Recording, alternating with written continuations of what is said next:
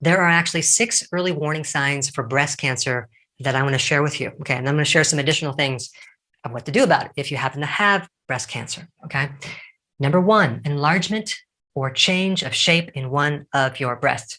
So if you start noticing that things are not symmetrical or there's something swollen going on, that could be an indication. Okay, number 2, palpable nodules in your breast. Now, I want to differentiate. If you start to feel a nodule close to your armpit, chances are that could be a lymph node that's swollen. Maybe you're coming down with some infection. So just because you feel a nodule doesn't at all mean it's cancer. All right, number 3, tenderness. Tenderness could be cancer, but sometimes cancer has no pain. So number 3 is very vague. It potentially could be an indicator, but not necessarily. All right, number 4, changing color. If the breast tissue is changing like this reddish color, that could be an indication. Number 5, skin changes, especially around the nipple. If it's flaky or there's some rough areas, that could indicate possibly breast cancer. All right, number 6, if there's a blood discharge coming from the nipple, that can also indicate breast cancer. Now, just because you have one or more of these does not mean you have cancer, okay? In fact, it could be something else like fibrocystic breast, which are kind of like these small little cysts that develop because you have iodine deficiency. Or it could be that the bra that you're wearing is too tight, creating redness or tenderness. Now, when we talk about breast cancer, sometimes people have a question about mammograms or thermography. What you should know about both of these diagnostic tests is they're good at picking up small masses, which is kind of considered like early detection, have not decreased the risk of dying from breast cancer. However, mammograms have actually increased the risk of doing more harm to the breast. Why? Because number 1, it compresses the breast. And number 2, they're using radiation, okay, to see the breast. The very nature of cancer originated from some trauma to your cells, specifically mitochondria, from something. And both trauma and radioactive trauma can trigger damage to your mitochondria. So if you decide to do a mammogram, you should just know this right here. The risk of harm to the breast are not insignificant. Now, what about thermography? Well, it's less traumatic and it does pick up very small little things, but it doesn't actually tell you for sure if it's cancer. Many people have been diagnosed with cancer from a mammogram and a thermography and end up getting surgery, chemo, radiation, removing the breast to find out when they really didn't have cancer. I would want to make sure I have cancer before I do anything radical. Unfortunately, there is no good test out there for early detection of cancer. Okay, you should just know that. So really, your best solution is prevention. Okay, and if you have cancer, I'm going to recommend some. 科研都好多研究，癌細胞其實係可以自己消失嘅，甚至乎癌症病者係可以治癒嘅。點睇咧？咁其實就有研究都講啦，結咗糖膠啦。咁上一集我都講結咗糖膠嘅好處。咁其中今次都講就話，其中佢都係幾針對女士婦科病，尤其是於乳癌添嘅。咁點解咧？因為癌細胞嘅生成同轉移咧，咁尤其是於就話有一個叫做柯林教授啦，1913年嘅時候咧就發現呢種嘅叫結咗糖膠。咁其實喺啲海藻啊、綠藻啊入邊有嘅一種膠質嚟。咁呢啲膠質有咩用咧？研究就發現就話，咦，如果你真係身體夠呢啲膠質咧，去做到一個叫細胞嘅自噬理論。咁台灣亦都有好多學者研究啦，關於就話，咦，有啲朋友係針對做緊電療，甚至做緊化療，配合結咗糖膠咧，係竟然可以令到個疾病嘅控制率高達93%，92.8%。咁呢個係緩和翻好多啲化療啊、電療嘅副作用嘅。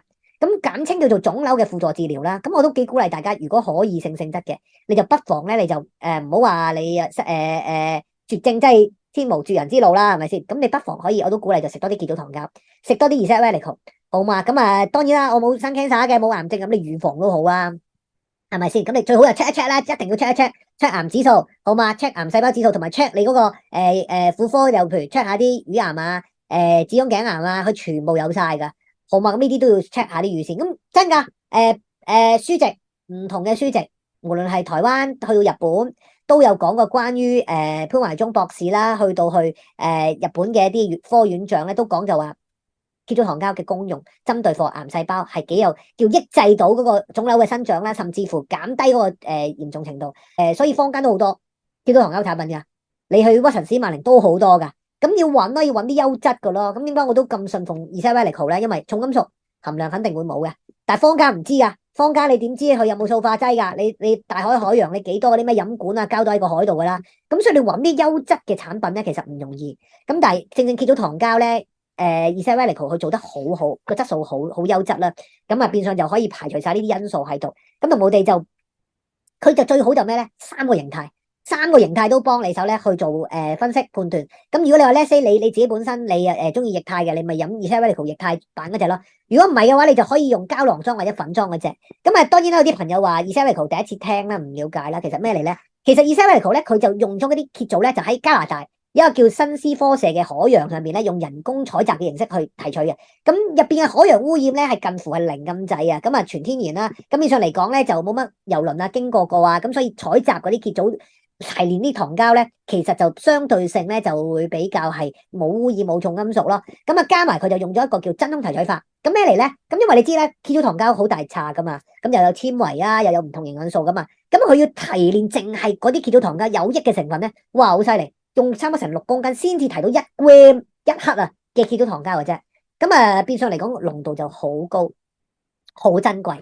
咁而提咗呢個85%嘅蠍藻糖膠有咩用咧？佢就將佢咧嚟去將佢大分子變為細分子嘅一個提煉法。咁啊我哋又如果你話簡單啲用我哋叫納米化一個技術啦，變成細分子啦，所以人體吸收速度就會相對性就快啲。咁所以點解你話同坊間好多唔同嘅蠍藻糖膠嘅產品有一個即係比下去嘅狀態咧？因為個提煉成分勁，第二樣嘢污染上面就冇乜，咁濃度高，咁其實就變相就幾大一個層面分別。咁我幾鼓勵患者就如果你話假使間咧，你真係嚟去食咧，我幾鼓勵大家你就食軟製裝膠囊裝一隻啦，就貨一啲嘅患疾啦，因為我哋都唔想講話蠍藻糖膠。甚至乎 Youngevity 呢個產品係針對醫癌症，因為根據咧商品說明條例同埋不良醫藥條例咧，保健品就冇可能有呢個醫治嘅作用。不過都係嗰句，你如果你話咧 say 你睇翻唔同嘅書籍啊、研究啊，唔同嘅營養成分其實做到呢個免疫平衡嘅效果，咁我都會鼓勵加埋 I26嘅，因為 I26免疫球蛋白都係令到你一啲嘅免疫細胞活化翻。咁所以可以嘅你就揀 Youngevity 早晚2粒，然後配蛋粉就早晚2殼。咁其實當然你話我冇癌症，我冇癌細胞，食唔食得咧？食得，咁只不過個份量可能唔使食咁多咯，食少少都得咯。所以記得啦，如果你話對抗癌細胞癌症，記得啦，啱啱都講好多次，情緒係會影響好多，你要自己注意咯，好嘛？其次嘅就蠍藻糖膠同埋免疫球蛋白，我覺得都需要嘅，不妨可以幫自己手，甚至幫你身邊嘅朋友手啦，好冇？